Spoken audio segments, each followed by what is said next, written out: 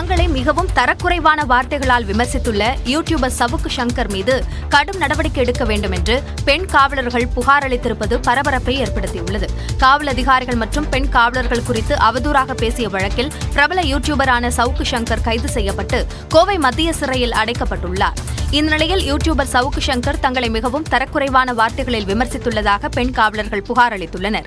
அதில் காவல்துறையில் பணிபுரியும் அதிகாரிகளையும் பெண் காவலர்களையும் பற்றி சவுக்கு சங்கர் வெளியிட்ட தரக்குறைவான கருத்துக்களால் காவல்துறையில் உள்ள பெண்களாகிய தாங்கள் மிகவும் கவலை அடைந்துள்ளதாக தெரிவிக்கப்பட்டுள்ளது. சட்டம் ஒழுங்கை பாதுகாக்கும் பணியில் உள்ள பெண்களை பற்றிய அவரது பொதுவான கருத்துக்கள் தங்கள் உணர்வுகளை ஆழமாக காயப்படுத்தியதாகவும், இழிவான வார்த்தைகளால் முத்திரை குத்தப்படுவதால் கடின உழைப்பு, அர்ப்பணிப்பு, மரியாதை மற்றும் கண்ணியம் ஆகியவற்றை குறைத்து மதிப்பிடுவதற்கு உட்படுத்துகிறது என்றும் குறிப்பிடப்பட்டுள்ளது. இந்த இழிவான கருத்துக்கள் தங்களுக்கு நீண்டகால விளைவுகளை ஏற்படுத்தும் என்றும் தங்களது கண்ணியம் நிலைநாட்டப்படுவதை உறுதி செய்ய வேண்டும் என்றும் அந்த புகாரில் தெரிவிக்கப்பட்டுள்ளது. 1000 ரூபாய் இருக்குதுங்க. வேலைக்கு போனாலும் வேலைக்கு போகாட்டியும் நம்ம பெத்த பயம் கொடுக்கலினாலும் ஸ்டாலின் எங்களுக்கு மகனாட்டு இருக்கிறார். கட்டணமில்லா பயணம்.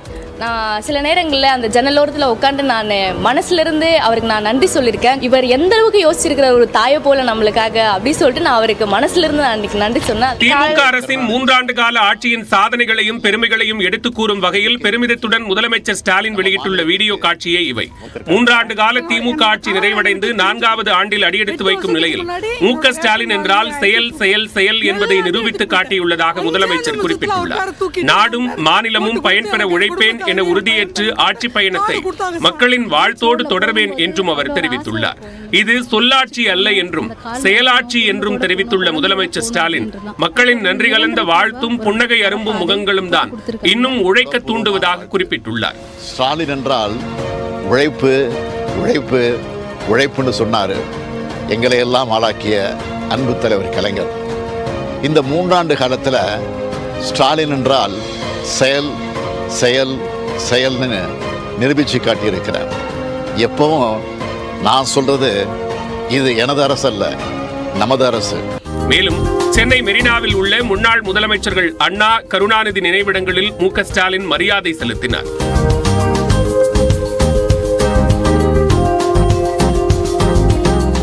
திமுக பொருளாளர் டி.ஆர். பாலு, அமைச்சர்கள் துரைமுருகன், பொன்முடி, ஈவா வேலு, எம்.ஆர்.கே. பன்னீர்செல்வம், சேகர்பாபு உள்ளிட்டோரும் உடனிருந்தனர். முதலமைச்சர் மு.க. ஸ்டாலின் ஆட்சி பொறுப்பேற்ற 3 ஆண்டுகளில் படைத்துள்ள சாதனைகள் உலக புகழ்பாடும் என தெரிவிக்கப்பட்டுள்ளது.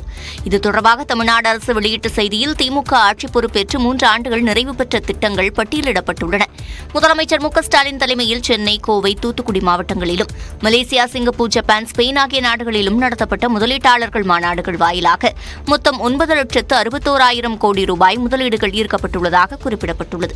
1,15,00,000 மகளிர் மாதந்தோறும் 1000 ரூபாய் பெறும் கலைஞர் மகளிர் உரிமை தொகை திட்டத்தை கர்நாடக அரசு பின்பற்றுவதாகவும், முதலமைச்சரின் காலை உணவு திட்டத்தை வெளிநாடுகள் பாராட்டுவதாகவும் தெரிவிக்கப்பட்டுள்ளது. மேலும் மக்கள் தொகையை கட்டுப்படுத்துவதில் இந்தியாவில் தமிழ்நாடு முதலிடத்தில் உள்ளதாகவும் பெருமிதம் தெரிவிக்கப்பட்டுள்ளது. குழந்தை பிறந்த பின் சிசு கவனிப்பில் அனைத்து வசதிகளுடன் தமிழ்நாடு முன்னிலையில் உள்ளதாகவும், ஜவுளி பொருட்கள் ஏற்றுமதியில் தமிழ்நாடு இந்தியாவில் மிக முக்கிய பங்கு வகிக்கிறது என்றும் தெரிவிக்கப்பட்டுள்ளது.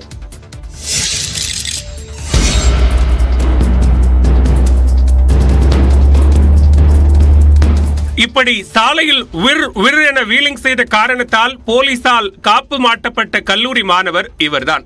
தஞ்சாவூர் மாவட்டம் கும்பகோணம் அடுத்த திருச்சேரை மெயின் ரோடு பகுதியைச் சேர்ந்தவர் திரிசங்கு. இவரது மகன் அஜய்ராஜ் குடவாசல் அருகே மஞ்சக்குடியில் உள்ள தனியார் கல்லூரியில் பிகாம் 3ஆம் ஆண்டு படித்து வருகிறார். இந்நிலையில் திருவாரூர் கும்பகோணம் சாலையில் மஞ்சக்குடி என்ற இடத்தில் அஜய்ராஜ் தனது யமகா R15 பைக்கில் சாலை விதிகளை மீறி வீலிங் செய்துள்ளார். அத்தோடு நிறுத்தாமல் அதை தனது நண்பர்கள் மூலம் வீடியோவாக பதிவு செய்து வெறும் லைக்ஸுக்கு ஆசைப்பட்டு இந்த விபரீத விளையாட்டை இன்ஸ்டாகிராம் பக்கத்தில் பதிவிட்டுள்ளார்.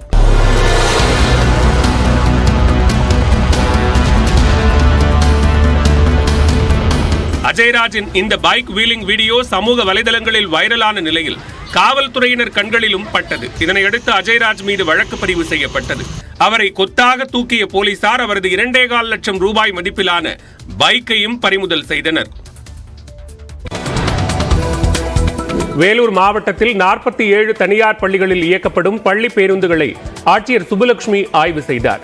கோடை விடுமுறைக்கு பின்னர் ஜூன் மாதம் பள்ளிகள் திறக்கப்பட உள்ளன. இந்நிலையில் மாவட்டத்தில் உள்ள தனியார் பள்ளி பேருந்துகள் அனைத்து விதிமுறைகளுக்கும் உட்பட்டு இயக்கப்படுகிறதா என கண்காணிக்கப்படுகிறது. இதற்காக காட்பாடி அருகே உள்ள தனியார் பள்ளி வளாகத்தில் 3 தாலுகாக்களைச் சேர்ந்த 441 பேருந்துகளில் ஆய்வு மேற்கொள்ளப்பட்டது. அப்போது பேருந்துகளில் சிசிடிவி கேமரா, அவசர வழி, தீயணைப்பு கருவிகள், முதலுதவி பெட்டி உள்ளனவா எனவும் பரிசோதிக்கப்பட்டது.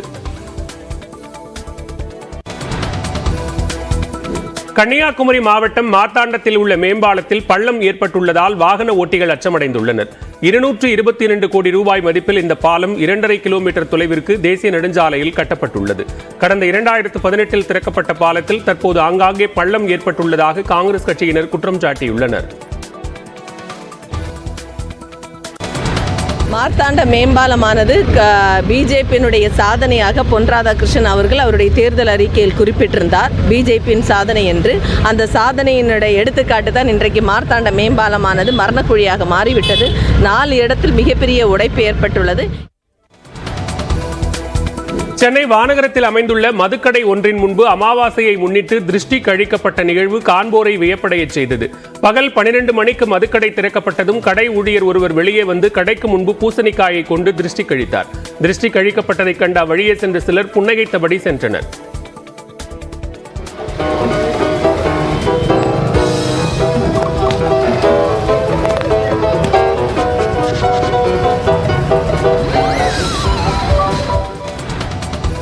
ராமநாதபுரம் மாவட்டம் கமுதி அருகே கோயில் திருவிழாவையொட்டி மாட்டு வண்டி பந்தயம் நடைபெற்றது. பொம்மனேந்தல் கிராமத்தில் உள்ள குருநாத சுவாமி கோவிலில் குருபூஜை விழா நடைபெற்று வருகிறது.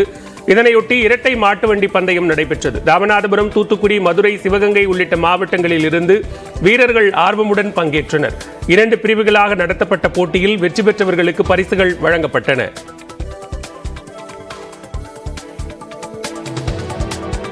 இடைவேளைக்கு பிறகு சூப்பர் 30 செய்திகளை தொடர்ந்து பார்க்கலாம்.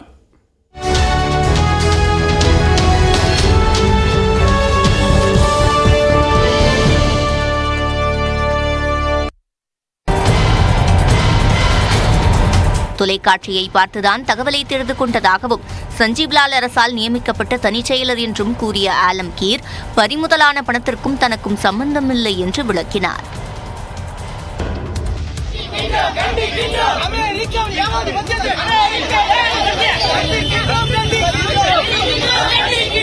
அமெரிக்காவில் மாணவர்கள் மீது நடத்தப்படும் தாக்குதலுக்கு கண்டனம் தெரிவித்து சென்னையில் போராட்டம் நடத்திய இளைஞர்கள் குண்டுகட்டாக கைது செய்யப்பட்டனர்.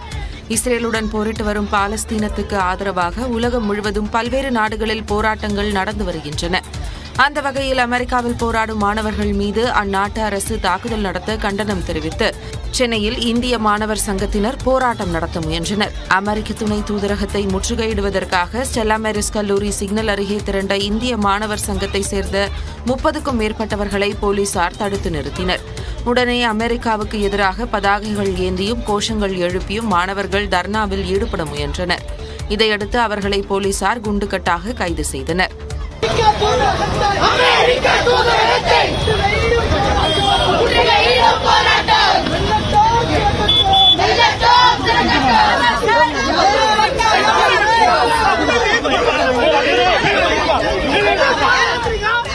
தூதரகம் அருகே ஏராளமான போலீசார் குவிக்கப்பட்டதால் அப்பகுதி சிறிது நேரம் பரபரப்புடன் காணப்பட்டது. வடலூரில் உள்ள வள்ளலார் சர்வதேச மைய அஸ்திவாரத்தில் பழங்கால சுவர்கள் கண்டுபிடிக்கப்பட்ட இடத்தில் மாநில தொல்லியல் துறை ஆய்வாளர்கள் ஆய்வு செய்தனர். வாடிய பயிரை கண்டபோதெல்லாம் வாடினேன் என்று கூறிய வள்ளலார் நிறுவிய சத்தியஞான சபை கடலூர் மாவட்டம் வடலூரில் அமைந்துள்ளது. இங்கு வள்ளலார் சர்வதேச மையம் அமைக்க அஸ்திவாரம் தோண்டப்பட்டு பணிகள் நடைபெற்று வந்த நிலையில் அஸ்திவாரத்தில் பழங்கால